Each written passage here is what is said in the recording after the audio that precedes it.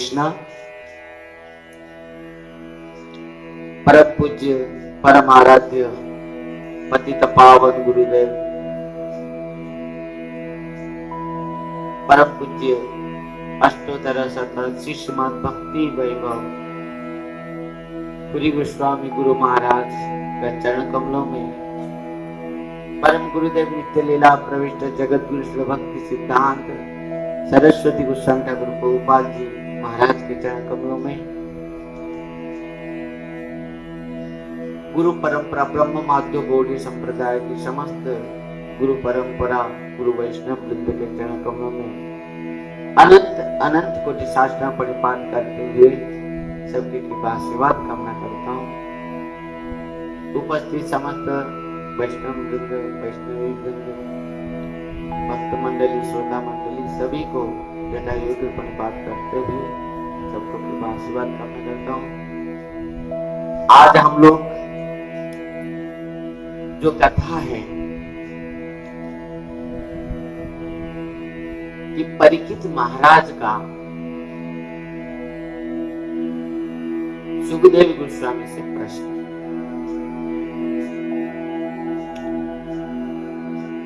भक्तों, प्रश्न वो करता है जिसके हृदय में जिज्ञासा होती है, जो जानने के लिए इच्छा करता है, जो कुछ पाने के लिए इच्छा करता है, जिसको कुछ आवश्यकता है, जिसको साधन में, भजन में, प्राप्ति में आगे बढ़ना है, वो प्रश्न करता है। वो जिज्ञासु है, वो साधन में आगे बढ़ पाता है। परीक्षित महाराज को जब श्राप हुआ, समीक ऋषि के पुत्र सिंगी ने जब श्राप दिया और परीक्षित महाराज को पता चलते ही समस्त राज्य से लेके सब कुछ त्याग कर दिया, अपना समस्त परिवार को भी त्याग कर दिया।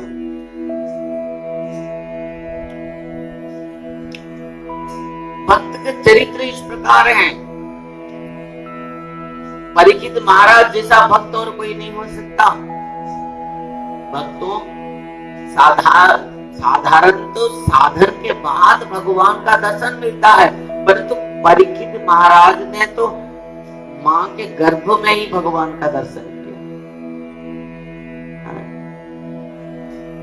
भक्तों, जैसे ही परीक्षित महाराज को पता चला तो समस्त राज सिंहासन से लेके परिवार तक सबको त्याग करते हुए बस एक वस्त्र पहनते हुए गंगा के किनारे आकर श्री परीक्षित महाराज ने पहुंचा।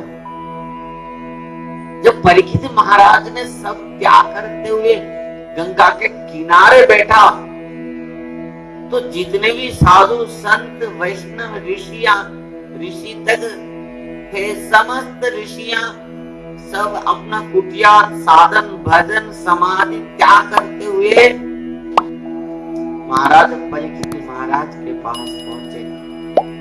ध्यान देना, परीक्षित महाराज का चरित्र जो है किस प्रकार है, साधु संत उनको कितना प्रेम करते थे, यहाँ पर पता चल जाता है कि परीक्षित महाराज समस्त साधु संतों को कितना प्रेम करते थे, सबका सुरक्षा किस प्रकार करते थे, सबको साधु संत के प्रति उनका किस प्रकार भक्ति था।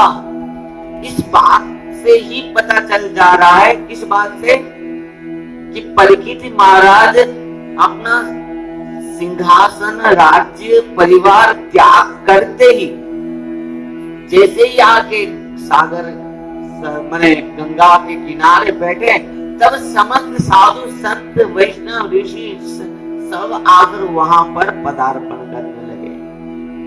और परीक्षित महाराज ने सबसे एक ही प्रश्न किया, मुझे मृत्यु के समय मेरा वर्तमान है और मृत्यु के समय में क्या करना चाहिए। और जिसका जिस प्रकार साधन है, अनुभूति है, अनुभव है, वो उसी प्रकार परीक्षित महाराज को उपदेश दिया। उसी समय व्यास नंदन सुखदेव गोस्वामी महाराज का आगमन हुआ और भक्तों सुखदेव गोस्वामी महाराज वहां पर उपस्थित होते ही वहां पर जितने भी संत वैष्णव ऋषि सब थे, सब अपना अपना स्थान पर खड़े हो गए। उठते हुए उनको स्वागत सबने किया। परीक्षित महाराज ने तो उनके चरण में साष्टांग प्रणाम करते हुए उनको सुंदर आसन प्रदान किया और उनके चरण में स्तुति की और स्तुति करते हुए उनको प्रश्न किया। भक्तों, आज जो कथा प्रसंग है कि परीक्षित महाराज ने सुखदेव गोस्वामी से क्या प्रश्न किया था और उत्तर में सुखदेव गोस्वामी परीक्षित महाराज को क्या उपदेश दिया। बहुत समझने की बात है। जो प्रश्न परीक्षित ने की थी वो प्रश्न केवल परीक्षित महाराज का नहीं था, वो प्रश्न हम सबके लिए, हर जीवों के लिए, हर व्यक्ति के लिए, हर प्राणी के लिए, सबके लिए परीक्षित महाराज ने प्रश्न किया। बहुत ध्यान देके सुनना। जो इधर उधर देखेगा तो उसको खड़ा कर दूंगा। मुझे देखकर यहाँ बैठना मेरे तरफ। तो परीक्षित महाराज ने प्रश्न किया, क्या अतः पृच्छामि संसिद्धिं योगिनां परमं गुरु पुरुषस्य जत्कार्यं म्रियमाणस्य सर्वथा। ध्यान दें, परीक्षित महाराज ने प्रश्न की कि प्रभु अतः पृच्छामि संसिद्धिं योगिनां परमं गुरु पुरुषस्य जत्कार्यं म्रियमाणस्य सर्वथा। मुझे क्या करना चाहिए आप बताइए। क्यों? क्योंकि मैं मृत्यु को अपेक्षारत हूँ। एक म्रियमाण व्यक्ति के लिए क्या करना चाहिए? एक मृत्यु को अपेक्षारत व्यक्ति के लिए, मृत्यु को अपेक्षारत व्यक्ति के लिए क्या कार्य करना आवश्यक है, चाहिए? आप बताइए क्या करना चाहिए मुझे, क्योंकि 7 दिन के अंदर मुझे मरना है। कितना दिन के अंदर? 7 दिन के अंदर मृत्यु। अतः पृच्छामि संसिद्धिं योगिनां परमं गुरु। आप योगियों का भी गुरु है, समस्त योगियों के भी गुरु है। क्योंकि आप सुखदेव गोस्वामी किस प्रकार की स्थिति में है? आत्मा रामस्त मुनय निर्गंता विरुक्रमे कुर्वन्ते तुकिं भक्तिमितं भूत गुणहरि। वो आत्माराम आत्मा का वो समाधि में बैठे थे, पर भगवान कथा श्रवण करते हैं, दौड़कर आ गए और पिता से कथा सुने। जिनको देखकर जग प्रप्रजंत मनुपेतम अपेत कृत्यम दैपायन वीरका तरहा जो आवो पुत्रेत तन्मयतया तरो विनेदु तम सर्वहृदयं मुनिमानुतोषि। सुत गोस्वामी पाद ने इस प्रकार स्तुति की गुरु सुखदेव गोस्वामी के चरण में।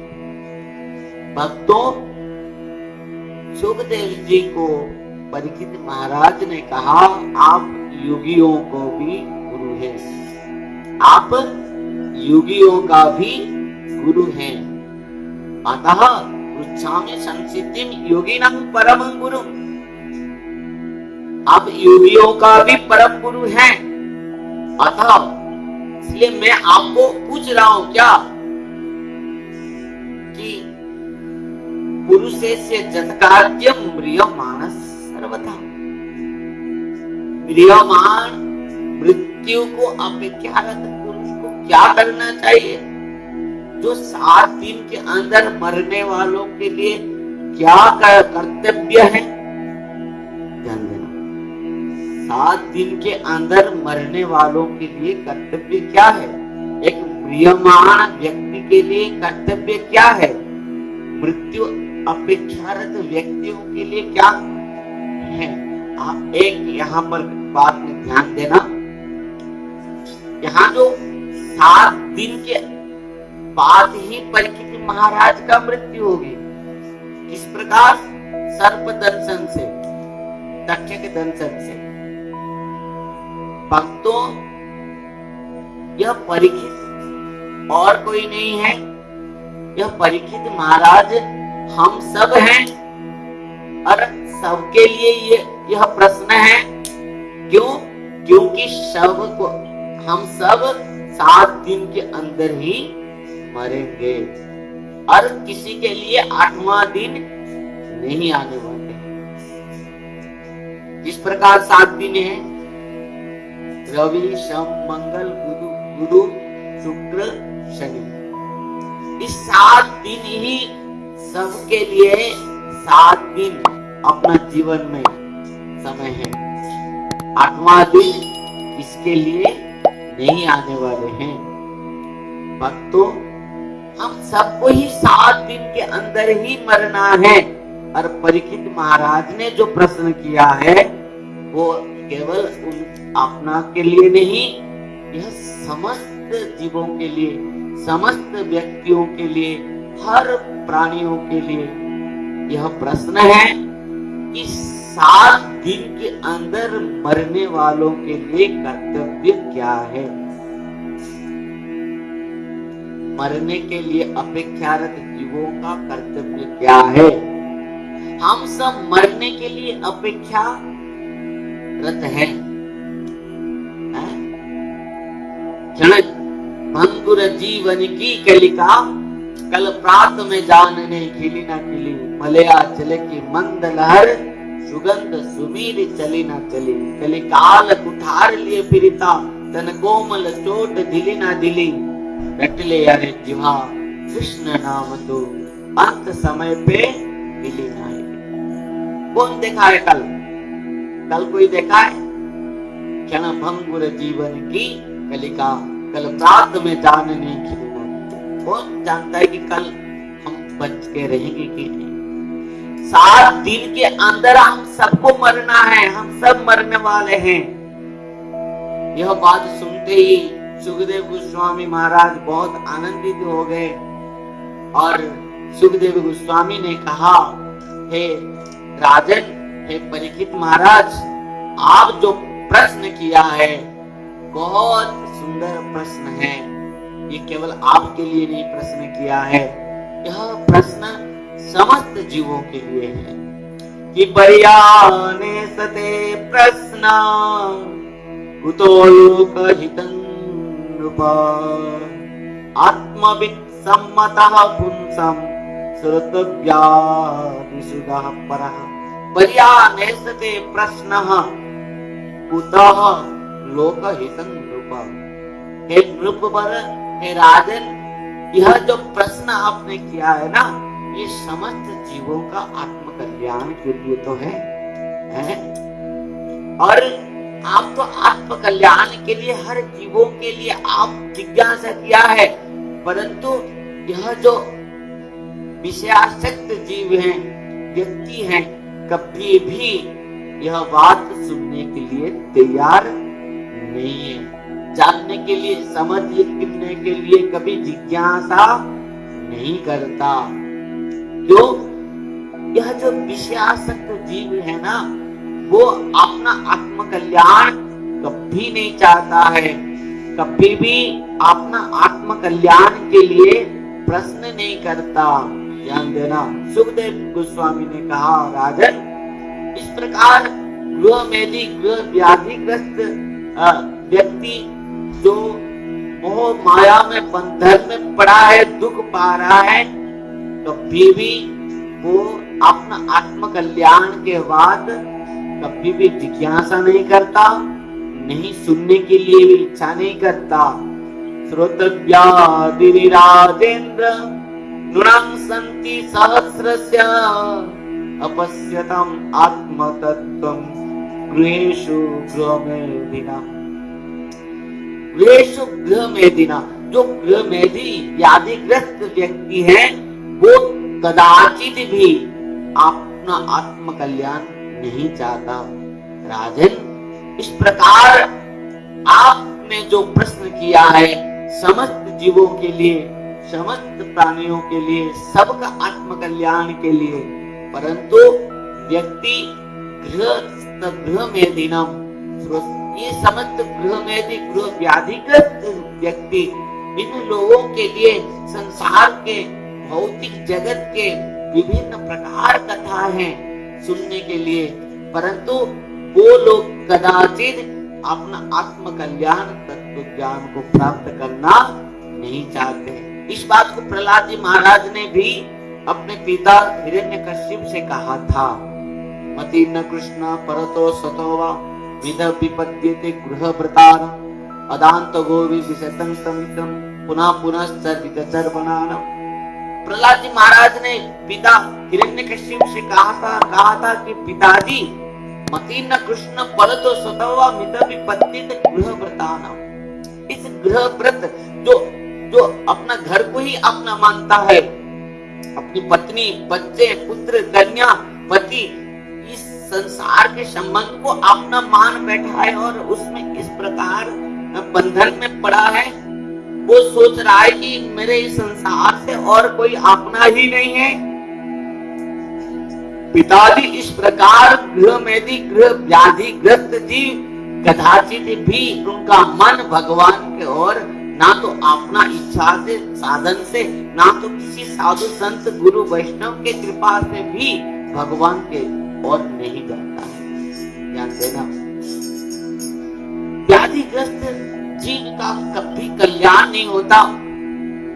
इस प्रकार होगा यदि जब तक साधु संत वैष्णव कृपा नहीं करते। सुखदेव गोस्वामी ने कहा, राजन श्रोतव्या दीनी राजेंद्र नृणं संति सहस्रश अपश्यताम आत्मतत्वम गृहस्ु गृहमेदिना। ना तो जो ग्रस्त लोग हैं, गृह में भी व्याधिग्रस्त लोग हैं, ना तो खुद अपना आपका अपना ही कल्याण करते हैं, ना तो किसी दूसरे का भी कल्याण चाहते हैं। ये तो केवल कहते हैं क्या, रुपया मेरा भगवान है, रुपया मेरा भगवान, स्त्री मेरी गुरु, और बाल बच्चे साधु संत, सेवा किसका करूं? मना करो।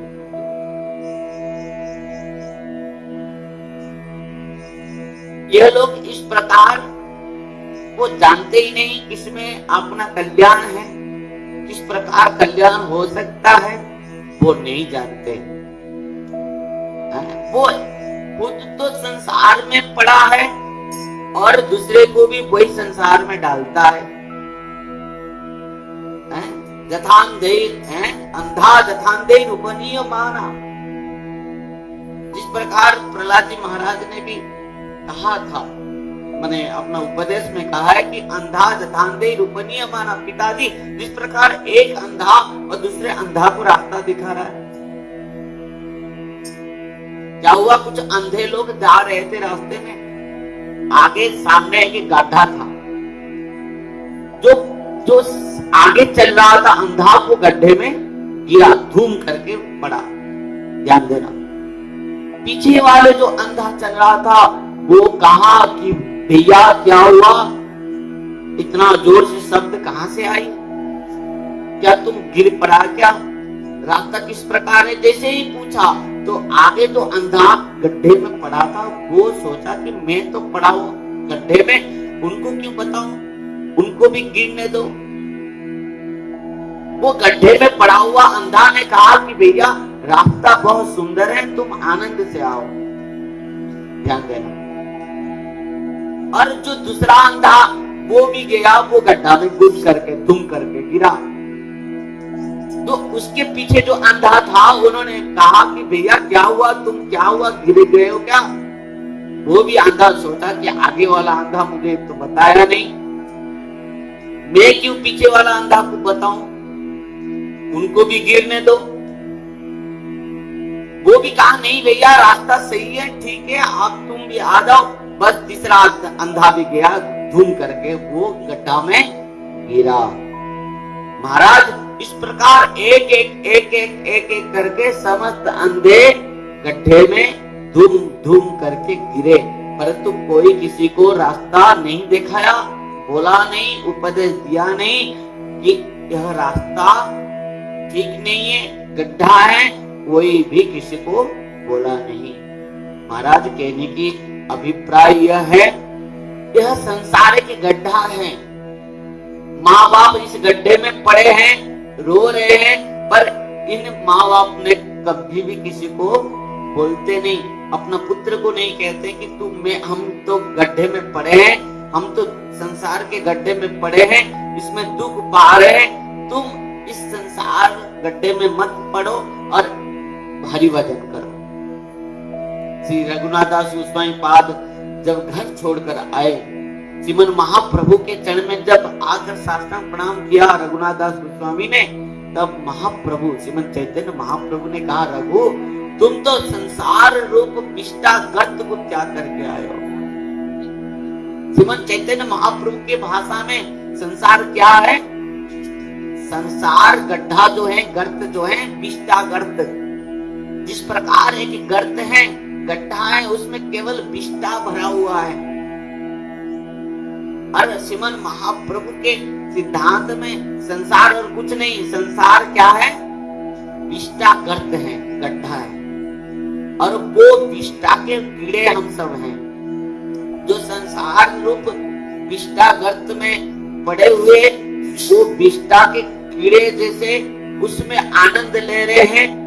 जिस प्रकार विष्टा में भी वो कीड़ा बहुत आनंद लेता है, उसी प्रकार हम सब वो संसार रूप गड्ढे में कीड़ा बनते हुए उसमें आनंद ले रहे हैं। भक्तों, सुखदेव गोस्वामी ने कहा, राजन उसी प्रकार जो इस संसार के लोग कदाचित अपना कल्याण नहीं चाहते, आत्म कल्याण नहीं चाहते हैं, खुद का तो नहीं चाहते हैं, अपना परिवारों का भी नहीं चाहते हैं, अपना पुत्र कन्या का भी नहीं चाहते हैं। ये लोग केवल किस प्रकार संसार में अपना जीवन निर्वाह करते हैं, सुनो। यहाँ पर सुखदेव गोस्वामी ने परीक्षित महाराज से कहा कि हे राजन, निद्रया ह्रियते नक्तं देवायत्यायना भयः जीवाचार्थया राजन कुटुंब भरणेन वा। जिस प्रकार ये लोग जीवन निर्वाह कर रहे हैं, निद्रया ह्रियते नक्तं देवायना चवावयः जीवाचार्थया राजन कुटुंब भरणेन वा। रात्र भर जिस प्रकार समय बिता रहे हैं लोग, निद्रया, नींद में, निद्रया ह्रियते नक्तं देवायन चवावयः दिवाचार्थया राजन कुटुंब भरणेन वा। रात्र भर केवल निद्रा में जीवन निर्वाह करते हैं, और दिन में क्या किस प्रकार समय बिताते हैं? कुटुंब भरणेन वा। अपना कुटुंब परिवार का भरण पोषण के लिए, कमाने के लिए दिन भर समय बिताते हैं। रात में सोकर और दिन भर केवल कमाने के लिए।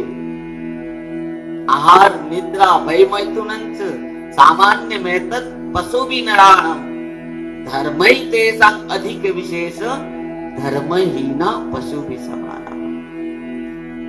इस सुखदेव गोस्वामी ने कहा कि राजन, इस प्रकार ये लोग जीवन निर्वाह कर रहे हैं, रात में केवल सोकर ही समय बिता देते हैं और दिन भर केवल अपने पेट के लिए, परिवार को पेट के लिए, सब माने भरण पोषण के लिए, कमाने के लिए ही लग जाते हैं। बस समय बीत गया, केवल खाना पीना सोना और संसार बढ़ाना। ये काम तो पशु पक्षी भी करते हैं। आहार निद्रा भय मैथुनञ्च सामान्य में तत् पशु भी नराणाम। आहार मनुष्य भी खाता है, पशु भी खाता है। निद्रा मनुष्य भी सोता है और पशु पक्षी भी सोते हैं, और मृत्यु का भय भी पशु पक्षियों के पास भी है, मनुष्य के पास भी है। और संसार करना, स्त्री संग करना, संसार करना, यह काम पशु भी करता है और मनुष्य भी करता है। तो मनुष्य और पशु के बीच में अंतर क्या रहा?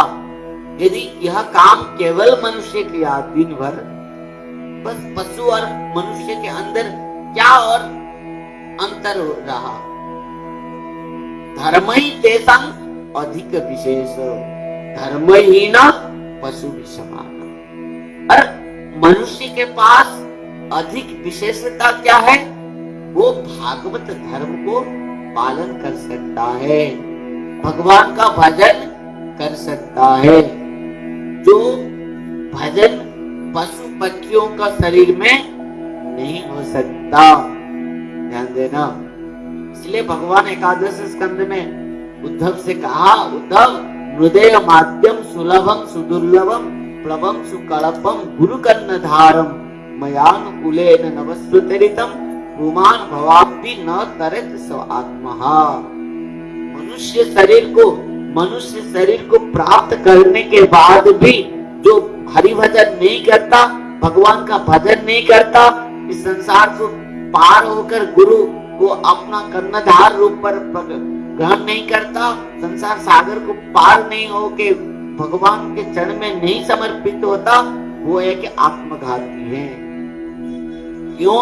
क्योंकि अगले जन्म में और उसको मनुष्य जन्म नहीं मिलेगा, वो पशु पक्षी कीट पतंग रूप पर जन्म लेगा। ध्यान देना, जितने भी लोग अरबपति हैं, करोड़पति हैं, आज हमारे देश में, विदेश में, पूर्ण पृथ्वी में जो सबसे बड़े बड़े धनी आदमी है, सबसे बड़ा धनी आदमी है, बहुत धन है, संपत्ति है, अरब नहीं खरब नहीं, कितने बड़े बड़े मालिक है कंपनी के, पर वो लोग यदि आज भगवान का भजन नहीं करेंगे तो अगले जन्म में मनुष्य जन्म नहीं मिलेगा। क्योंकि यह धन जो यहाँ कमाए है ना, यह धन वहां नहीं जाएगा उनके साथ। ये धन लेके आप, जैसे एक बहुत बड़ा धनी आदमी मर गया, जाके यमपुर में पहुंचा, यम महाराज ने कहा कि तुमको नरक जाना है। वो बोला नहीं, मेरे पास बहुत पैसा है, मैं वो कंपनी के मालिक हूँ, मेरे ये मध्य लोक में जितने भी इंडस्ट्री देख रहे हैं, मैं बहुत धनी हूँ, आप बताइए, मैं सब कुछ धन आपको दे सकता हूँ और मुझे मेरे लिए एक स्वर्ग में एक स्थान मुझे प्रदान कर दीजिए। यम महाराज ने कहा, देखो तुम बहुत कमाए हो धन, पर वो धन यहाँ जो गाड़ी बंगला तो जितना भी कुछ धन यहाँ कमाया है, वो वहां पर काम नहीं देगा। यम महाराज ने कहा, जो वहां काम देगा वो तुम नहीं कमाए जीवन में, तुमको नरक जाना ही पड़ेगा। अरे भाई, यदि स्वर्ग तक भी नहीं चलता इस धन, और भगवत धाम वैकुंठ में क्या चलेगा? इसलिए भगवान ने कहा, जाति है जो भगवान का भजन करेगा वो ही जाएगा भगवान के पास। जानती देव व्रता देवान पितृन जानती पितृव्रता भूतानी जानती भूतेज्या जानती मदजानी नौपिमा। लोग कहते हैं कि भगवान के पास मुझे जाना है, परंतु भगवान के पास जाएगा कौन? है? धन कमाने से भगवान के पास जाओगे? दिन रात धन कमा लो, धन कमा लो, कितना भी अरब खरब धन कमा लो, विदेश में, देश में, पृथ्वी में कोई भी धनी आदमी हो, परंतु यदि भगवान का भजन नहीं करेगा, वो भगवान को प्राप्त नहीं कर पाएगा। इसलिए नवयुगेंद्र ने भी एकादश स्कंद में निमि महाराज से कहा है, जो ऐसा पुरुषं साक्षात आत्मा प्रभुईश्वरम न भजन्ति अवदानन्ति स्थानात् भ्रष्टात् पतन्त्यधा। हाँ, जो भजन नहीं करेगा, यदि मनुष्य जन्म पाकर भी भजन नहीं किया, वो जन्म से उसका पतन हो जाएगा, अध पतन हो जाएगा। चाहे वो राजा हो, चाहे वो फकीर हो, सबके लिए समान है। चाहे अरबपति हो, करोड़पति हो, चाहे रोडपति भी क्यों हो, मरने के समय में सबको नंगा होकर ही यहाँ जाना पड़ता है भाई। आया है सो जाएगा, राजा रथ फकीर। जो आया है सो उनको जाना पड़ेगा, चाहे वो राजा हो, चाहे फकीर हो, चाहे वो अरबपति हो, चाहे वो कुछ भी हो, मरना तो सबको पड़ेगा। जो इतना बहुत धनी है, बहुत धन कमाया है, उनको पूछो क्या वो हर समय के लिए जी कर रहे? नहीं, वो भी मरेगा। और भी उनको क्या और मनुष्य जन्म मिलेगा? नहीं मिलेगा। आप बोलोगे महाराज कैसे आप पूरा कन्फर्म कर देते हैं कि कितना भी धन कमा लो आप मनुष्य जन्म नहीं मिलेगा? एकादश स्कंद में नवयुगेंद्र ने निमि महाराज से यह बात कहा है। कभी हरि अंतरिक्ष प्रबुद्ध पिपलायन अभिउद्र द्रुमल चमसर करवादन। ये नवयुगेंद्र निमि महाराज के पास आए थे और नवयुगेंद्र ने कहा कि जो ऐसा पुरुषं साक्षात आत्मा प्रवेशरम न वदन्ति अवजानन्ति तानात् रष्टात् पतन्त्यदा। कोई भी क्यों ना हो, जो हरिभजन नहीं किया उसको और ये मनुष्य जन्म नहीं मिलेगा। मनुष्य जन्म नहीं मिला था कि तुमको धन कमाने के लिए, मनुष्य जन्म केवल भगवान का भजन करने के लिए मिला था। यहाँ पर सुखदेव गोस्वामी वही बात कह रहे, राधा निद्रया ह्रियते नक्त व्यवायन जवावय दिवा चाटते राजन कुटुंब भरणे नवा। आज के समय में लोग कहते हैं वो उस बहुत धनी है, सबसे बड़ा चतुर है। नहीं, भगवान का जो भगवान का भजन नहीं करके जो संसार का धन कमा रहे हैं, लोग समझ रहे हैं ये बहुत बड़ा आदमी है, बहुत चतुर है, परंतु नहीं। सकल भुवन मध्य निर्धनाते विधन्या निवसति हृदय देशं श्री हरि भक्ति रेखा। सकल भुवन मध्य निर्धनाते विधन्या, समस्त त्रिभुवन में वो सबसे धन्य आदमी है। वो निर्धना हो सकता है संसार भौतिक दृष्टि से, परंतु जिसके हृदय में भगवान के प्रति भक्ति है, प्रेम है, वो सबसे बड़ा धनी है। श्रीमद् चैतन्य महाप्रभु ने एक बार अपना समस्त पार्षदों से कहा कि जो लाखपति हैं उसके घर में मैं प्रसाद ग्रहण करूंगा। जब गृहस्थ भक्तों ने श्रीमद् चैतन्य महाप्रभु को अपना घर में भोग प्रसाद भोजन के लिए बुलाते हैं, तो महाप्रभु कहते कि जो लाखपति, महाप्रभु ने कहा कि जो लाखपति है, लक्षपति है, लाखपति है, मैं उनके घर में जाकर प्रसाद पाऊंगा, भोजन पाऊंगा, उसके हाथ से भोग प्रसाद ग्रहण करूंगा, भिक्षा लूंगा। तब भक्तों ने रोने लगे महाप्रभु से। भक्तों ने कहा कि प्रभु आप कह रहे कि जो लाखपति है वो उनके हाथ से आप प्राप्त करेंगे, पर हमारे घर में एक कौड़ी भी नहीं है। उस समय कौड़ी चल रहा था, तो रोने लगे सब भक्त। तो महाप्रभु ने कहा क्यों रो रहे हो? ये तो संसार भौतिक धन से, कोई लक्षपति करोड़पति से मैं कुछ भी ग्रहण नहीं करता हूँ। जो रोज हर रोज लाख लाख भगवान का नाम लेता है वो ही संसार में क्या है? लाखपति है। लाखपति कौन है? जो भगवान का नाम रूप धन को प्राप्त किया है। ध्यान देना, भगवान का नाम रूप धन को जो प्राप्त किया है वो लाखपति है। लाखपति ये नहीं है कि जिसका गाड़ी है, बंगला है, घोड़ा है, धन है, अरब अरब संपत्ति है, वो लाखपति नहीं है। महाप्रभु कहते हैं ऐसे विषया आदमी से तो मुख भी नहीं देखता हूं मैं। ऐसे तो जब साक्षात प्रताप रुद्रदेव आया महाप्रभु के पास, महाप्रभु तो कहा कि मैं राजा का मुख नहीं दर्शन करूंगा। ध्यान देना भक्तों कि संसार में सबसे धनी कौन है, भाग्यवान कौन है? गोस्वामी तुलसीदास जी महाराज ने भी कहा है, सोई गुणज्ञ सोई बड़ भागी, जो रघुबीर चरण अनुरागी। ध्यान देना, तुलसीदास जी महाराज कहते हैं कि वो सौभाग्यवान है, वो गुणज्ञ है, भाग्यवान है, वो धनी है, भाग्यवान है, सौभाग्यवान है, ज्ञानी है, गुणज्ञ है। कौन?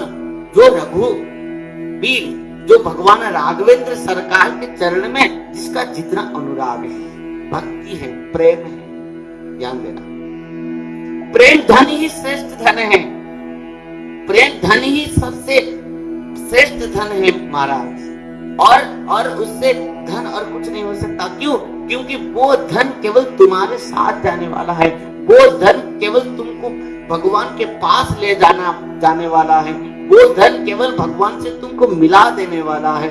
आप वो धन से कौन श्रेष्ठ हो सकता? भगवान कहते हैं कि जानती देव व्रता देवन पितृ जानती पितृव्रता भूतानी जानती भूतेज्या जानती मदजादि नोपिमा। जो मेरा भक्त है मेरे पास जाएगा। न तद भाषयते सूर्य न शशांक न पावक जद्गत्वा न निवर्तन्ते तद्धाम परमं मम। भगवान ने यह बात तक भी कहा। सुखदेव गोस्वामी ने कहा, राजन, यह जो संसार के लोग है ना, जो गृह में भी गृह व्याधिग्रस्त है ना, केवल संसार के से और कुछ नहीं जानता, केवल पत्नी को ही सबसे श्रेष्ठ मानता, केवल अपना धन को ही सर्वश्रेष्ठ मानता, भगवान मानता, अपना संतान को ही भगवान मानता, साधु संत मानता। इस प्रकार गृह में भी गृह व्याधिग्रस्त लोग कदाचित भी भगवान के भक्ति करने के लिए चेष्टा नहीं करते। निद्रया ह्यते नक्तं देवा न जवावयः दिवाचार्थया राजन कुटुंब भरणेन वा। ये समस्त व्यक्ति किस प्रकार जीते हैं? केवल अपना कुटुंब भरण करते हैं, और चाहिए और लोभ करते हैं, बहुत लोभ करते हैं ये लोभ और कमाए और कमाए और कमाए और कमाए। एक गाड़ी है तो और 2 गाड़ी खरीद करना है, एक फैक्ट्री एक कंपनी है तो 2-3 कंपनी होना चाहिए, हैं? करोड़ अभी मिल रहा है तो अरब मिलना चाहिए और मिलना चाहिए। इस प्रकार ये लोग इतना लोभ में पड़ जाते हैं। सुखदेव बाबा कहते हैं, सुखदेव बाबा कह रहे हैं कि यह लोग इस प्रकार लोभ में पड़ जाते हैं, अंत में ये लोग सब पाप में डूबते हुए कहां जाते हैं? नरक। ध्यान देना, पाप का बाप कौन है? हाँ? प्रश्न है, पाप का बाप लोभ है। एक सुंदर कथा है, एक ब्राह्मण अपने पुत्र को भेजा पढ़ने के लिए। बैठो। वो पढ़ने के लिए गया कहा? काशी, और पढ़ के आया, पंडित बन के आया। पिताजी से कहा, पिताजी मैं पंडित बन गया हूँ, पढ़ते पढ़ते मैं पढ़ लिया हूँ, पंडित बन गया हूँ। पिताजी ने अपना पुत्र को कहा, तू पंडित बन गया तो एक प्रश्न का जवाब दे दे, उत्तर दे दे, मैं मानूंगा कि तू पंडित है। पुत्र ने कहा, पिताजी आप बताइए क्या प्रश्न है? ना तू बता, पाप का बाप कौन है? ध्यान देना भक्तों, पाप का बाप कौन है? तो ये जो पंडित पढ़ के आया, इन्होंने अपना समस्त शास्त्र निकाला, खोजा कि पाप का बाप, पाप का बाप, पाप का बाप। कहीं भी शास्त्र में लिखा नहीं था पाप का बाप कौन है। तो वो बोल नहीं पाया, उत्तर नहीं दे पाया। पिताजी ने कहा, घर से निकल जा, जिस दिन जिस दिन तुझे पता चल जाएगा कि पाप का बाप कौन है, तब घर आना। जिस दिन मुझे ये प्रश्न का उत्तर देगा उस दिन ही घर आना, नहीं तो घर नहीं आना। बेचारा क्या करेगा, पिताजी घर से निकाल दिया और वो घर से निकल के गया, बाहर घूमते रहा। पाप का बाप कौन है, पाप का बाप कौन है, बताएगा कौन। 2 दिन बेचारा उपवास में इधर उधर चारों तरफ घूमते रहा, कोई नहीं बता पाया।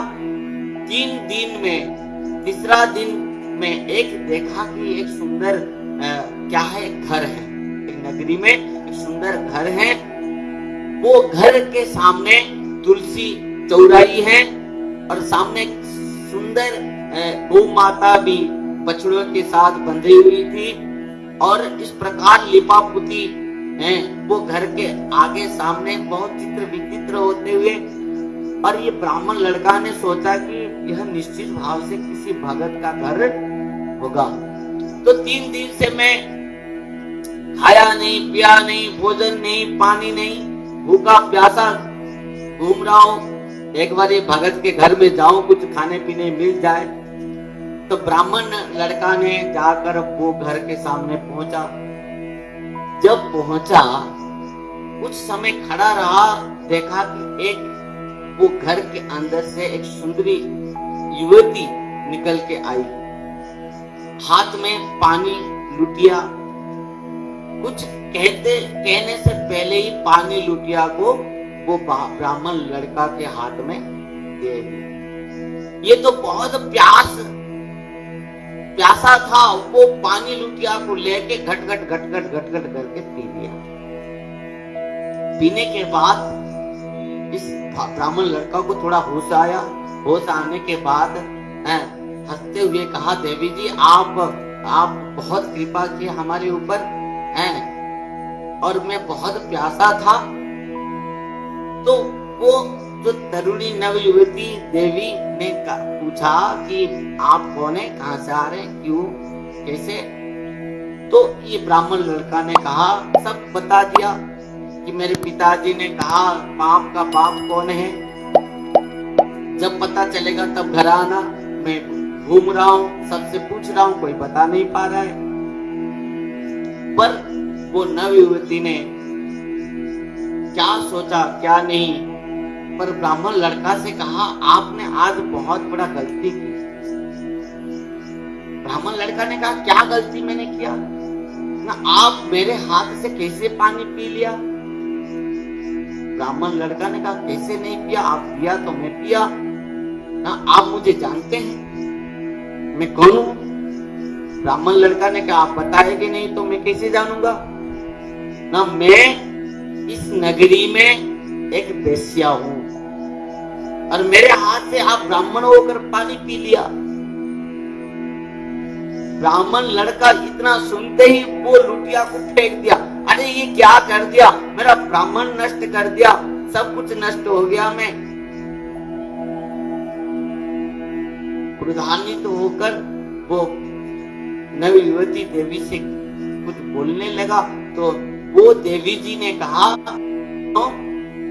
जो हो गया सो हो गया, आप भूखा भी तो है, एक काम करो मैं भोजन तुम्हारे लिए बना दूं, आप यहाँ पर पालो। ब्राह्मण लड़का ने कहा तुमको क्या है, तुम क्या सोच रहे हो खुद को, तुम बेस्या होकर तुम्हारे हाथ में जल पी लिया तो उसका मतलब फिर भोजन भी करूंगा, नहीं हो सकता। वो देवी जी हंसते हुए कहा कि हे ब्राह्मण देव, आप इतना गुस्सा क्यों हो रहे हो। यदि मेरे घर में आप भोजन करेंगे ना, मैं तुमको 5 स्वर्ण मुद्रा दक्षिणा में दूंगी। ब्राह्मण लड़का सोच में पड़ गया, जीवन भर में कमाऊं तो भी इतना कमा नहीं पाऊंगा, खा लूं तो क्या है, कौन देख रहा है। तो 5 स्वर्ण मुद्रा के लिए लोभ में आया। ब्राह्मण लड़का ने कहा हाँ देवी जी खा लूंगा, कुछ असुविधा नहीं है, तो बैठो। बैठा दिया।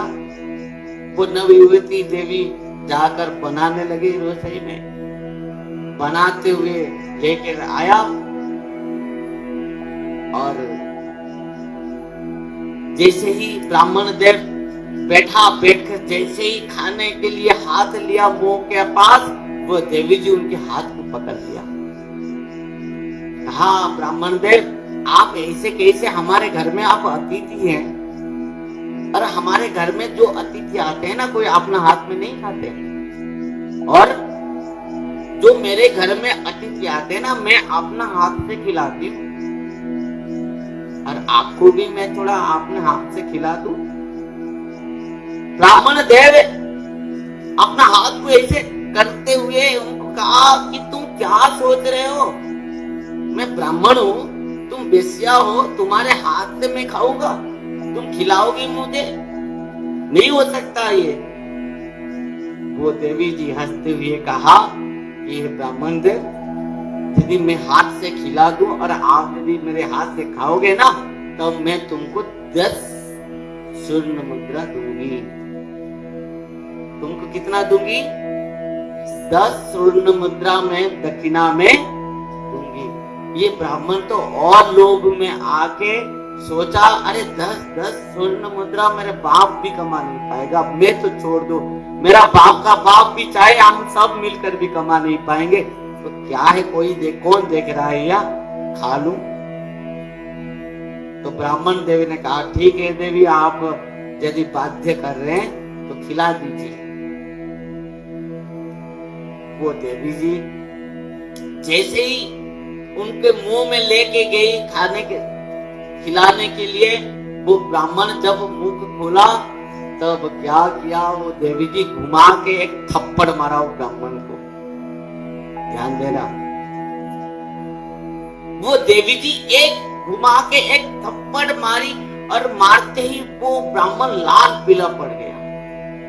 कहा कि देवी जी आप क्या किए, मुझे थप्पड़ मारे। देवी ने कहा, अरे अब मैं थप्पड़ नहीं मारूंगी तो क्या मारूंगी आपको।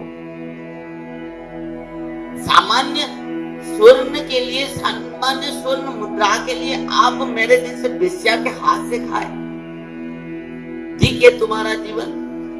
और तुम्हारे बाप जो प्रश्न किया था ना तुमको, क्या प्रश्न था तुम्हारा? बाप का बाप कौन है? तुम्हारे बाप को जाके बता दो, बाप का बाप है लोभ। आज तुम लोभ में आके 10 स्वर्ण मुद्रा के लोभ में आके तुम पाप किया है। पाप क्या किया? मेरे जैसे वेश्या के हाथ से खाया। जाके तुम्हारे बाप को बोल दो कि पाप का बाप क्या है? लोभ। वो ब्राह्मण लड़का घर में आया, आके पिताजी ने पूछा, क्या उत्तर मिला कुछ? वो ब्राह्मण लड़का ने कहा, हाँ पिताजी मुझे मिल गया उत्तर, बता पाप का बाप कौन है? तो ब्राह्मण लड़का ने कहा, पिताजी पाप का बाप है लोभ। जहां लोभ तहां पाप है? जहां दया तहां धर्म, जहां लोभ तहां पाप, जहां क्रोध तहां काल है, जहां क्षमा तहां आप। ध्यान देना, जहां लोभ तहां पाप। और जैसे ही ब्राह्मण ने सुना, मेरा पुत्र बोल दिया, और पुत्र से कहा, तुमको कौन ने ये बात बताया, तुम बताओ, और वो व्यक्ति को मिलना मैं चाहता हूं।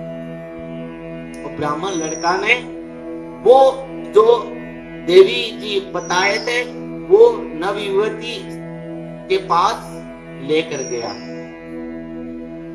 ब्राह्मण ने जब गया उनके पास, वो नवयुवती देवी और कोई नहीं थी, वो एक साध्वी भगवत भक्त भक्तिमती एक कुंवारी कन्या थी, ब्राह्मण कन्या ही थी। वो केवल इस ब्राह्मण को शिक्षा देने के लिए खुद को वेश्या बताई थी। जब इस प्रकार साध्वी, इस प्रकार चतुरता पूर्ण विवेक ज्ञान प्राप्ति इस प्रकार नवयुवती से देखा कौन ब्राह्मण, तब उनको एक निवेदन किया ब्राह्मण कि मेरे पुत्र के लिए आप वधू बनने के लिए सुयुक्त हो। कहने का अभिप्राय हैं जो हम गृहस्थों में लोभ करते हैं, चाहे गृहस्थों में हो, चाहे ब्रह्मचारी में, सन्यासी में, साधु संत भी लोभ करते हैं, उसके लिए भी क्या होता है? केवल पाप ही पाप। भक्तों, लोभ ही पाप का पाप है, पाप का कारण है। और सुखदेव गोस्वामी महाराज ने कहा कि हे राजन, इस प्रकार गृहस्थ में गृहमेधी व्याधिग्रस्त व्यक्ति केवल लोभ करते करते, केवल लोभ में आके संसार में डूबे हैं और कमाएंगे और कमाएंगे और कमाएंगे, हैं? जीवन भर केवल कमाते कमाते कमाते कमाते मर जाते हैं, और जो धन को कमाए हैं वो सब कुछ यहीं पर छोड़कर चले जाते हैं। राजन, इस प्रकार इनका जीवन ही वृथा हो जाता है। निद्रया ह्रियते नक्तं व्यवायन जवावय दिवा चापते राजन कुटुंब भरण। अपना केवल कुटुंब संसार भरण पोषण के लिए लोभ करके बहुत धन कमाते हैं। और राजन, इस प्रकार ये लोग संसार व्याधिग्रस्त होते हुए भजन नहीं करते हैं। तो जो मरने वाले के लिए आपका जो प्रश्न है, अतः पृच्छामि संसिद्धिं योगिनां परमं गुरुं पुरुषस्य जतकाट्य म्रियमाणस्य सर्वदा, जो 7 दिन के अंदर मरने वालों के लिए करना क्या है? राजन सुनो, मृत्यु तो सबके लिए है, क्योंकि मृत्यु सत्य है। जो जन्म लिया है वो मरेगा, इसमें कोई कुछ नहीं है, झूठ नहीं हो सकता, सत्य है। तो उनके लिए कर्तव्य क्या है?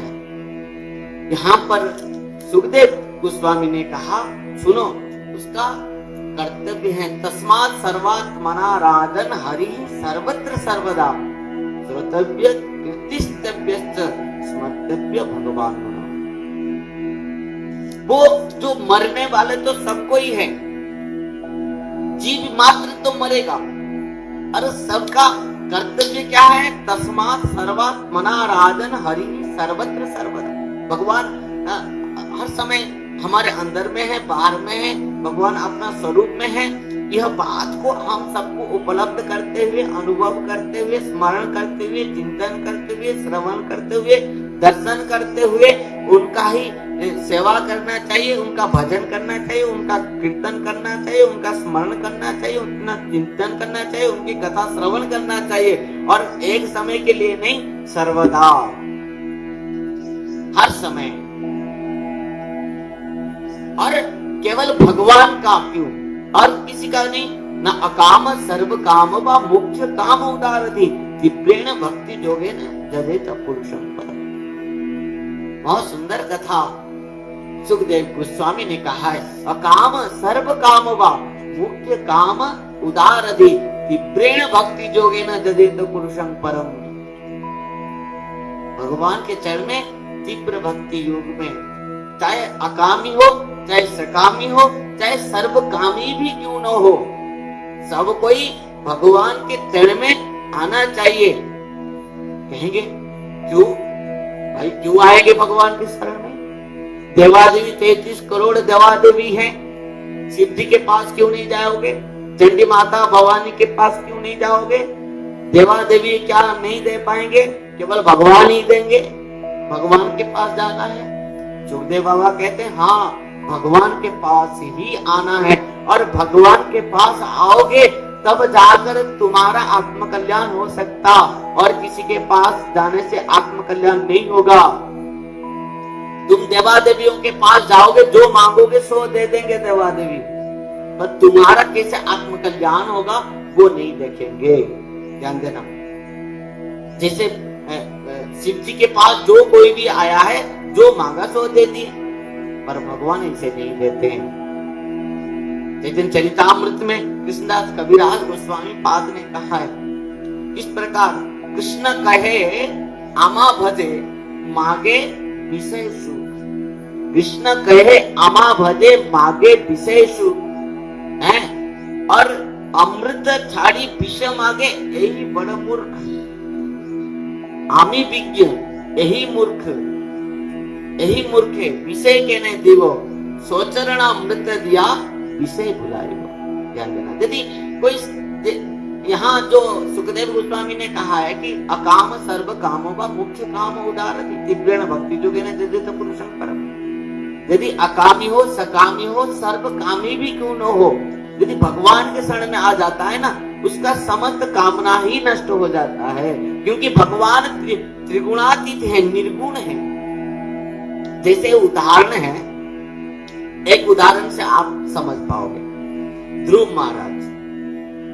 महाराज ने जब भगवान को तपस्या के लिए आया था, किसके लिए आया था? राज सिंहासन के लिए आया था ना। जब भगवान का दर्शन हो गया, तब ध्रुव महाराज ने भगवान से क्या कहा? मुझे संसार का कोई धन वैभव राज सिंहासन का जरूरत नहीं है। स्थानाभिलाषी है मैं, ये संसार धन के लिए राज सिंहासन के लिए आया था, कांच के टुकड़े के लिए आया था, पर आप जिसे दिव्य मणि मुझे मिल गए। स्थानाभिलाषी, मैं स्थानाभिलाषी होकर आया था। तपस्वी स्थितो हम त्वं प्राप्तो बांधेव मुनीन्द्र गुह्यम काचन विचिन्नं नपि दिव्य रत्नम स्वामीन कृतार्थ अस्मिन् वरं न जाते। मुझे और वर नहीं चाहिए, मैं कृतार्थ हूँ आपका दर्शन से, आपका मिलन से। आप जो मुझे दर्शन दिए, आप जो मेरे ऊपर कृपा किया, मैं कृतार्थ हूँ। स्थानाभिलाषी तपस्वी स्थितो हम त्वं प्राप्तो बांधेव मुनीन्द्र गुह्यम काचन विचिन्नं नपि दिव्य रत्नम स्वामीन कृतार्थ अस्मिन् वरं न जाते। मैं कृतार्थ हूँ और मुझे वर नहीं चाहिए। भक्तों ध्यान देना, सुखदेव गोस्वामी ने कहा कि राजन देखो, सबको ही भगवान के शरण में आना चाहिए। क्यों? क्योंकि भगवान निर्गुण है, भगवान भक्त वत्सल है। यदि किसी प्रकार की कुछ भी कामना लेकर, वासना लेकर भगवान के पास आओ, और भगवान इतना कृपा करते हैं कि उसका मन में समस्त प्रकार कामना ही नष्ट करा देते हैं, और भगवान अपना चरणामृत भगवत भक्ति को उनको प्रदान कर देते हैं। इसलिए कहते हैं कि कृष्ण कहे आमा भजे। यदि भगवान कह रहे, यदि मेरा भजन करके कोई विशेष सुख, संसार सुख भी मांग रहा है, वो तो मूर्ख है, वो मांगेगा, पर मैं तो मूर्ख नहीं हूं, मैं क्यों दूंगा? मैं दूंगा नहीं। मैं क्या करूंगा ना, मैं अपना चरणामृत देते हुए मैं उसको वो विषय को भुला दूंगा। सोचरणामृत दिया विषय भुलाओ। कृष्ण कहे आमा भजे मांगे विषय सुख, और अमृत छाड़ी विषय मांगे यही बड़े मूर्ख। आमी की ने यही मूर्ख विषय के ने दिव सो चरणामृत दिया विषय भुलाई। अपना चरणामृत को प्रदान करते हुए, भक्ति प्रेमामृत को प्रदान करते हुए, मैं वो जीव का अंदर जितना विषय है, कामना है, वासना है, आवश्यकता है, सब मिटा देता हूँ। और अंत में मैं अपना उनका हृदय में अपना कृष्ण प्रेम को लवालब भर देता हूँ। यही ये महत्व है। लोग कहते कि भगवान के पास कोई कामी पुरुष जाना नहीं चाहिए, जाना आवश्यकता है। सुखदेव बाबा कहते हैं कि अकाम सर्व कामों का मुख्य काम उदारति तीव्रेण भक्ति जोगे न जजेत पुरुषं परम। वो कामी हो, सकामी हो, क्यों न हो, जो भी हो, भगवान के चरण में आना चाहिए। और भगवान के चरण में आते ही वो क्या सकामी सर्वकामी भी निष्काम में परिणत हो जाता है। भक्तों, भगवान के पास ही आना चाहिए, और भगवान के पास आते ही जब भगवान के चरण में जीव समर्पित हो जाता है, कहता कि हे कृष्ण मैं आपका हूँ, तो भगवान क्या करते हैं, वो कितना भी बड़ा पापी क्यों ना हो, पति क्यों ना हो, क्योंकि भगवान का नाम भी तो पतित पावन है। भगवान का नाम क्या है? पतित पावन। वो तो बैठे हैं पतित जीव को उद्धार करने के लिए। वो तो चाहते हैं कि पतित जीव तू मेरे शरण में आ जा, बस सर्वधर्मान् परित्यज्य मामेकं शरणं व्रज अहं त्वां सर्वपापेभ्यो मोक्षयिष्यामि मा शुचा। यदि नहीं होते तो जगाई माधाई जैसे पतित को भी महाप्रभु ने एक मुहूर्त में सब कुछ उद्धार कर दिया। ध्यान देना। और बताओ, व्याधस्य आचरता ध्रुवस्य च भय विद्या गजेन्द्रस्य का गुब्जया किं नाम रूपम अधिकं किं न सुदाम्ना धनम वंश विदुरस्य जादव पते उग्रस्य किं पौरुषम भक्त्या तुष्यति केवलम न च गुणै भक्ति प्रिय माधव। भगवान चाहते हैं कि मेरा भक्त मुझे प्रेम करे, भक्ति करे, और कोई भी हो, कुछ भी हो, किसी प्रकार भी भगवान उसका और कुछ नहीं देखते। यहाँ सुखदेव बाबा कहते हैं, राजन जो आपने प्रश्न किया था एक म्रियमाण व्यक्ति के लिए, मृत्यु अपेक्षारत व्यक्तियों के लिए क्या करना चाहिए, बस एक ही काम करना चाहिए। क्या? तस्मात् सर्वात्मना राजन हरि भक्त सर्वत्र सर्वदा श्रोतव्य कीर्तिस्तव्य स्मर्तव्य भगवान। वो कुछ भी क्यों न हो, अकामी हो, सकामी हो, सर्वकामी हो, किस प्रकार भी लोग हो, वो मरने के लिए सब तो मरेंगे, वो अपना मृत्यु से पहले भगवान के चरण में क्या हो जाना चाहिए? आत्मसमर्पण हो जाना चाहिए, भगवान के शरण में आ जाना चाहिए। तो यदि भगवान के शरण में नहीं आ पा रहा है तो क्या करना चाहिए? भक्त के शरण में आना चाहिए। भक्त के शरण में आने से क्या होगा? बस भक्त लेके भगवान के पास पहुंचा देगा। इस प्रकार तो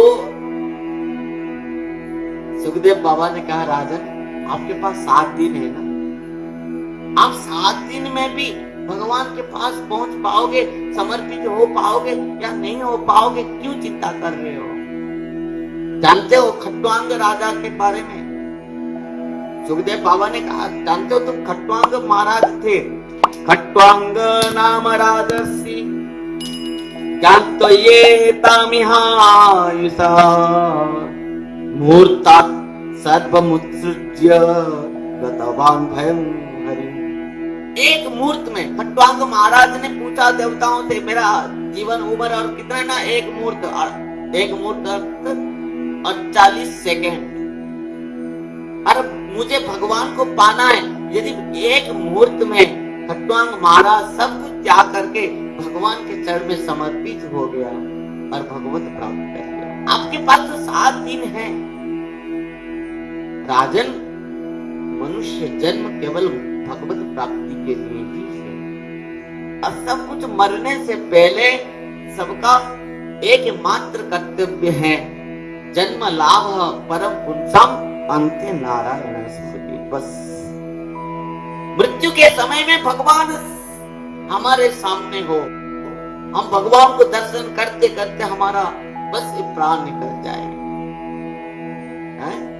बस देहांत काले तुम सामने हो, मुरली बजाते मन को लुभाते, यही गीत गाते में प्राण त्याग, बस इतना ही चाहिए और कुछ नहीं है। यहाँ पर सुखदेव बाबा ने कहा, हे राजन, प्रकृति में मरने वालों के लिए एकमात्र काम क्या है?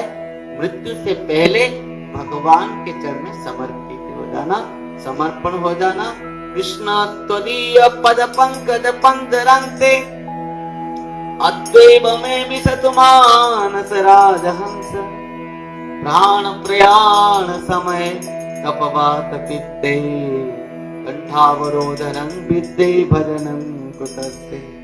कथा को यहाँ पर हम विश्राम दे रहे हैं। तो जो भी हो, सुखदेव बाबा ने कहा, राजन, मृत्यु अपेक्षारत जीवों के लिए, व्यक्ति के लिए एकमात्र कर्तव्य है भगवान गुरु के चरण में समर्पित होते हुए भगवान का भजन करना, भगवान के चरण में समर्पित हो जाना, समर्पण करना, इतना ही है। भगवान को भक्ति करना। हरे कृष्ण।